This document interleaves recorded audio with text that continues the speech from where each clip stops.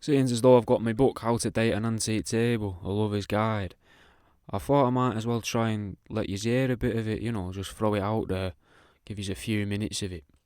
The general gist of the book is it's about 30 or so dating ideas that you could take your antique table to.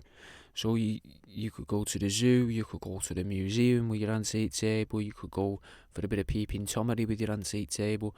I give you about 40 odd chat up lines that you can use with an antique table. In the back sort of 10 pages you get pictures of me taxidermy, like just random bits and that. And then you get like maybe 10 pages at the start of like full on fucking information, mate, that'll help you find an antique table, like telling you don't be collecting your antique tables from schools or old folks' homes, don't be doing things like that. But I'll give you a couple of the dating tips anyway. Here we go. Camping. It's okay to pitch a tent in the presence of a table. If you're a fan of a date that is intense from the very offset, and you especially love to finish your date intense, then camping is worth considering.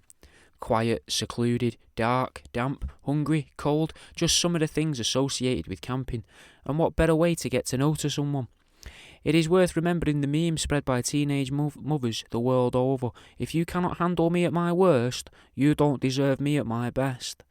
So if your antique table doesn't appreciate the camping trip, they don't deserve you anyway. What antique table wouldn't want to spend a night with someone they've just met roasting sugary pig fat on twigs before cuddling in a tent that smells like the garage? It's a great way to learn how clean someone's house is before even going to their home.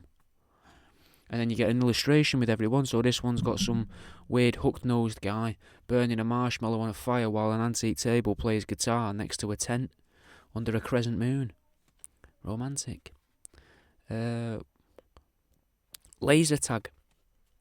Get competitive. Don your infrared vests and run around in a dimly lit room, or join sides with your antique table, take a defensive position and rack up points against onslaughts of prepubescent teens. You can have fun names that work together, like Table and Ches, or Fern and Itcher, or Tay and Bill, or something a little more flirty like I'm getting a desk job later and no he's not. Have fun with it. There's never a reason to never show off being creative. Antique tables love a sense of humour.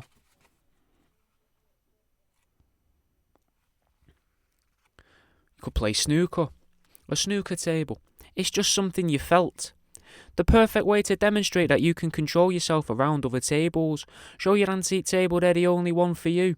Snooker is a sport that's brought people and furniture closer over the past few decades, and it's one of the few places that one can discreetly share in intimacy with a piece of furniture. Rarely do you get the chance to rub your groin openly on furniture in public without causing alarm. Even rarer still for the voyeur do you get to witness other people rubbing their mons pubis across antiques in such an overt way. You can even speak to other players in the hall and compliment them on their game while secretly meaning the way that they straddle the snooker table. It's a golden opportunity to make your antique table jealous. Give them the odd sideways glance as you take a mid-table shot, just to see how they're reacting. If you want to take it a step further, run your finger around the edge of the cushion where it meets the wood. This will drive your antique table wild. Just be careful not to take it too far, as you don't want to make the antique table too jealous and cause distrust. Give you a few chat-up lines quickly.